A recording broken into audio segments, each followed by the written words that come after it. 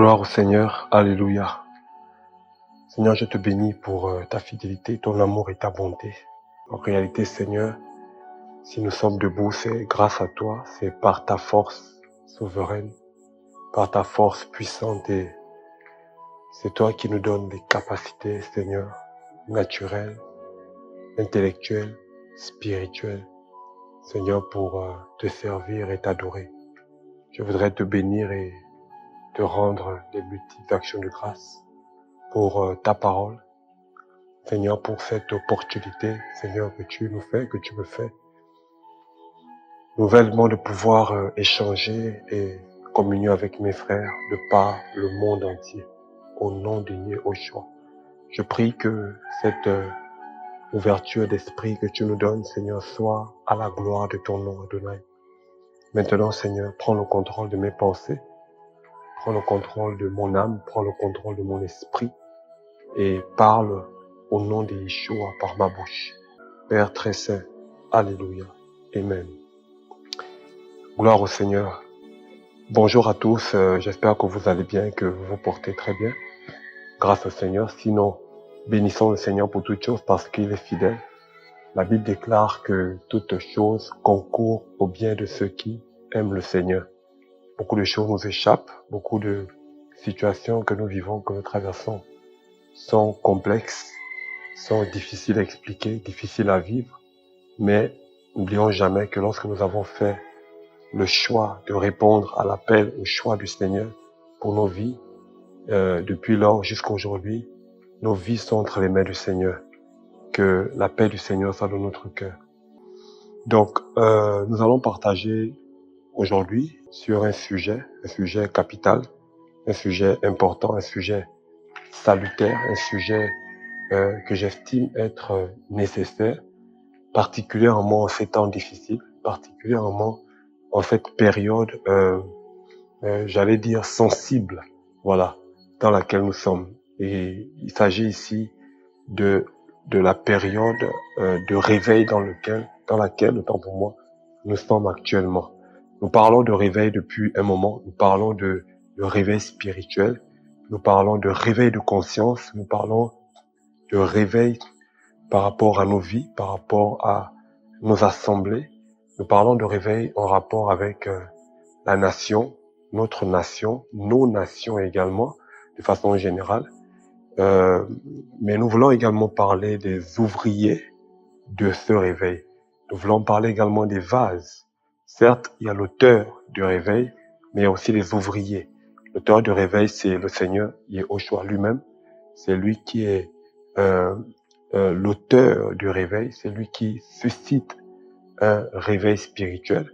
Parce que lorsqu'on parle de réveil, c'est simplement le fait de quitter d'un état à un autre, un état spirituel à un autre état.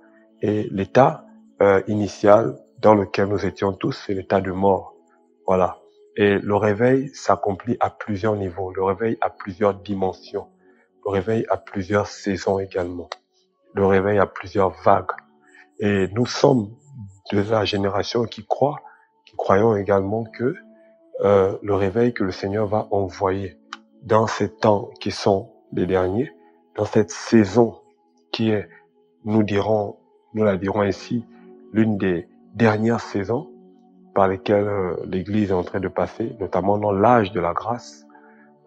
C'est un réveil puissant qui va non seulement toucher l'Église, mais qui va également toucher les nations, c'est-à-dire les peuples, les politiques, les sociétés, notre environnement immédiat, voilà, nos familles, qui va toucher l'économie de nos nations, qui va toucher le fonctionnement même de certaines nations dans la souveraineté du Seigneur, sachant très bien que nous sommes également dans les temps de la fin, les temps d'apostasie, les temps de chaos, les temps de grandes ténèbres, mais le Seigneur, dans son amour, a décidé qu'il en sera ainsi. Et c'est pourquoi nous sommes de ceux qui croyons puissamment à ce réveil. Nous croyons à un réveil puissant, j'allais dire, qui est en train de venir de plus en plus dans les nations. Et je crois personnellement que nous sommes déjà dans ce réveil. Dans le livre de Yohanan au chapitre 4, souvenez-vous que le Seigneur disait à ses disciples que ne dites-vous pas qu'il y a 4 mois avant la moisson, mais moi je vous dis, levez les yeux, déjà les champs blanchissent. Et donc, nous croyons que les champs sont déjà blancs, les champs sont mûrs. Nous croyons que le réveil est déjà là. Certains pensent que le réveil viendra dans 4 mois, dans 1 an, dans 6 mois, dans 2 ans, dans 8 ans, mais nous croyons que le réveil est déjà là. Le Seigneur était simplement en train de dire à ses disciples que le réveil tant attendu, qu'ils attendaient, était déjà là. 4 mois, c'était le mois la période qui annonçait la moisson, qui est aussi l'image du réveil. Voilà, dans la Bible. Et 4 mois symbolisaient également les périodes de la pluie de l'arrière-saison. Mais le Seigneur disait aux disciples que la moisson était déjà mûre, que les champs étaient déjà blancs et qu'il fallait littéralement rentrer déjà dans les champs pour opérer, pour travailler. Et nous croyons de plus en plus que le Seigneur est en train de pousser ses enfants, nous pousser à tous, à aller de plus en plus dans les champs pour travailler dans son champ, pour gagner les âmes, pour annoncer son retour, pour prêcher la sainte doctrine, la bonne parole, l'évangile du royaume, etc. Donc, le réveil est là. Et les instruments que le Seigneur veut utiliser pour accomplir cette belle et grande œuvre dans les nations sont également des instruments qui ont besoin de réaliser leur identité, mais aussi leur faiblesse, leur capacité, en tout cas, qui ont besoin de comprendre comment le Seigneur veut travailler avec eux. Et le but également de cet enseignement, c'est de nous avertir, c'est de nous préparer pour pouvoir bien travailler dans le champ du Seigneur. Voilà, parce qu'il y a beaucoup de pièges. Et lorsqu'on regarde à l'histoire de l'Église, lorsqu'on regarde à l'histoire des prédicateurs contemporains, les prédicateurs contemporains à notre époque, et l'histoire de l'Église passée, biblique déjà, et on va dire, des périodes passées, voilà. Je parle ici du 18e, du 17e, du 16e, 17e, 18e, 20 et 21e siècle dans lequel nous sommes.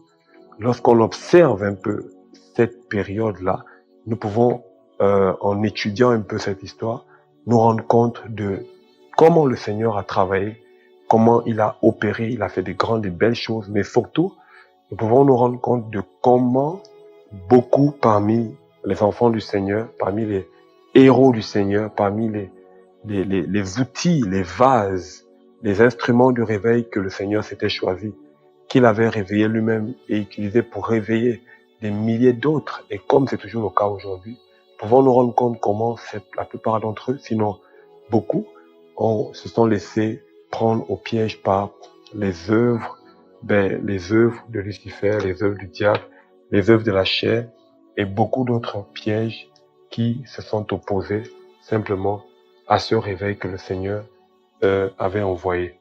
Lorsqu'on parle du réveil, disons-nous qu'à côté, il y a toujours un être subtil, il y a toujours une réalité spirituelle, voilà, le royaume des ténèbres, de la ténèbre ou des ténèbres, qui est là, qui est toujours prêt à s'opposer à ce mouvement de réveil dans les nations. Voilà, et il est bien de réaliser cela afin de pouvoir bien opérer dans le royaume des cieux. Alléluia. Alors, j'aimerais déjà lire un texte par la grâce du Seigneur avant d'aller plus loin. Nous sommes dans le livre de Proverbes au chapitre 20 d'abord. Proverbes chapitre 20, nous allons lire à partir du verset, je vais lire à partir du verset 18, juste le verset 18. La Bible dit, les projets s'affermissent par le conseil. Les projets s'affermissent par le conseil, voilà. Ou encore d'autres versions disent, chaque projet est établi par le conseil. Voilà, chaque projet est établi par le conseil. Et maintenant, regardez la suite du verset. Il est dit dans ce passage, Fais la guerre avec prudence. Fais la guerre avec prudence. Le deuxième partie du passage, dans notre version, notamment la King James dit, et avec une bonne estimation, fais la guerre. L'estimation, la prudence. Alléluia. Donc, les projets s'affermissent par le conseil. Fais la guerre avec prudence. La prudence, dans ce texte, est directement associée au conseil. C'est-à-dire, si nous voulons, je le crois, être efficace, constant dans ce mouvement de réveil que le Seigneur est en train de susciter déjà dans nos vies, mais aussi par rapport au service que le Seigneur nous a confié, il nous faut être prudent. Il nous faut être prudent. Et c'est une nécessité, c'est un impératif. Et beaucoup parmi nous avons besoin de réaliser cela. Et nous sommes dans le livre de Proverbes également, le chapitre 24. Quand nous lisons le verset 6 du Proverbe chapitre 24, la Bible dit dans ce passage que « Car par un conseiller sage, tu feras la guerre, et dans le grand nombre des conseillers est le secours. » Voilà. Et dans le grand nombre de conseillers est le secours. Ça, c'est la version King James. Mais regardez ce que d'autres versions disent. Car tu feras la guerre avec prudence. Tu feras la guerre avec prudence. Et le salut est dans le grand nombre des conseillers. Tu feras la guerre avec prudence. Le salut est dans le grand nombre des conseillers. Oui. Donc, par un conseiller sage ou par un conseiller sage, tu feras la guerre.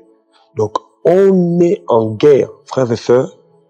Il est important de réaliser que nous sommes en guerre. Il est important de réaliser que dans ce combat, lorsque nous nous levons le matin, lorsque nous vaquons à nos occupations, nous sommes en guerre.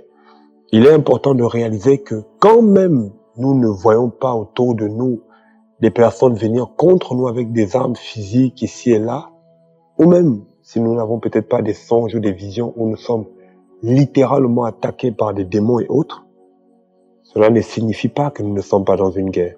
Dès le jour où tu as répondu, je dirais, à l'appel du Seigneur, où tu as cru au message de l'évangile et tu t'es donné au Seigneur, dès cet instant, tu es rentré dans une guerre, une bonne guerre, un vrai combat. Et le Seigneur, certes, a remporté la victoire, mais j'aimerais nous dire que chaque jour, nous bataillons toujours dans cette guerre. Nous bataillons pour garder notre propre foi. Nous bataillons pour pouvoir persévérer dans la foi au quotidien. Nous bataillons contre la chair, nous bataillons contre les démons. Nous faisons la bataille, nous faisons des batailles contre le monde. Nous faisons des batailles contre les démons et le royaume de Lucifer. Et d'ailleurs, l'apôtre Paulos dira que nous n'avons pas à lutter contre la chair et le sang, mais contre les principautés, les dominations, les autorités et les esprits méchants dans les lieux célestes. Voici les entités contre lesquelles nous combattons. Frères et sœurs, hormis la chair, hormis l'ignorance, hormis les combats internes, nous combattons contre ces entités. Et la Bible nous dit que pour pouvoir être efficace dans ce combat, il est important déjà d'être conseillé. Et le meilleur conseiller, c'est d'abord la parole, le Saint-Esprit, d'accord? Mais aussi les hommes et les femmes qui ont vécu les choses par lesquelles nous sommes en train de vouloir passer. Frères et sœurs, devons retenir ceci, c'est que le passé d'un homme est notre futur. Le passé d'un homme est susceptible, j'ai envie de dire, d'être notre futur. Le passé des hommes de foi, des hommes de réveil, contemporains ou pas, ou ceux qui ont marqué leur génération dans la Bible, leur passé est susceptible d'être notre futur. C'est pourquoi la Bible dit, ces choses qui ont été écrites, ces choses qu'ils ont vécues, qui ont été écrites dans la parole, bonnes ou mauvaises, sont pour notre instruction. Mais bien évidemment, afin que nous apprenions à ne pas tomber dans les mêmes pièges, afin que nous ne tombions pas dans les mêmes dérives par lesquelles ces derniers sont passés. c'est la raison pour laquelle le Seigneur nous invite tous, moi le premier, vous également, nous tous, à prendre garde, à regarder, à chercher les conseillers. Et j'insiste, le premier conseiller, c'est d'abord le Seigneur, c'est le Saint-Esprit, ou là au Seigneur, mais c'est la Bible, mais c'est également les hommes et les femmes qui ont connu des victoires, qui ont remporté des batailles, qui ont également connu des défaites, et leur vie peuvent nous servir aujourd'hui de message, d'enseignement, mais puissant. Mais à côté de ça, nous devons retenir une chose, c'est que il y a également les hommes et les femmes qui sont dans la foi. Les hommes et les femmes qui sont autour de nous, des pères, des mères dans la foi, des aînés dans la foi, des grandes sœurs, des grands frères, qui peuvent nous donner des conseils. Mais voilà pourquoi la Bible est claire. La Bible nous parle de cela. Fais la guerre avec prudence. Et le salut est dans le grand nombre des conseillers. Donc, la prudence est associée au conseil et au conseiller. C'est la raison pour laquelle nous devons considérer cette réalité spirituelle. J'ai voulu introduire avec ce passage pour nous amener à réaliser que on parle de réveil, certes, mais dans ce mouvement de réveil, il y a beaucoup de pièges. Les pièges auxquels les apôtres ont eu à faire face. Les pièges auxquels nous également, notamment nous, la jeune génération, nous aurons à faire face. C'est la raison pour laquelle il est important de tendre une oreille attentive au Seigneur, tendre une oreille attentive à l'Esprit, tendre une oreille attentive à la pensée du Seigneur, afin de ne pas tomber dans les pièges et les dérives de l'ennemi. Et justement, le but de cet enseignement, c'est cela, c'est de nous amener à réaliser, d'accord, les pièges, les dérives, les manigances de l'ennemi qui peuvent éventuellement s'opposer à l'esprit du réveil dans nos vies, mais aussi par rapport au service que le Seigneur nous a confié. Alléluia. Alors, le sujet que j'aimerais aborder avec nous, l'introduction de notre sujet que j'aimerais aborder avec nous ici, c'est simplement sur la gestion de l'onction. Alléluia. Alors nous allons, par la grâce du Seigneur, pendant un moment, parler des sujets dont on n'a pas forcément l'habitude de parler, ou plutôt que l'on parle, mais j'aimerais qu'on aborde peut-être certains sujets, peut-être différemment. Alors, ce sujet est capital. Pourquoi? Parce que le réveil, c'est aussi associé au service. Lorsqu'on parle de réveil, on parle aussi du service. Parce que lorsqu'on parle de réveil, on parle de la moisson. Lorsqu'on parle de la moisson, on parle du travail. Et lorsqu'il y a travail, il y a automatiquement service derrière. D'où la nécessité de ne pas négliger cet aspect, l'aspect du service. Le Seigneur veut, mais vraiment le Seigneur veut, d'accord, que nous réalisons cela. Alors, nous allons parler par la grâce du Seigneur, notamment pendant ces quelques jours ou pendant cette session ou pendant cette capsule, d'accord, de la gestion de l'onction. Alléluia. Que le Saint-Esprit nous aide.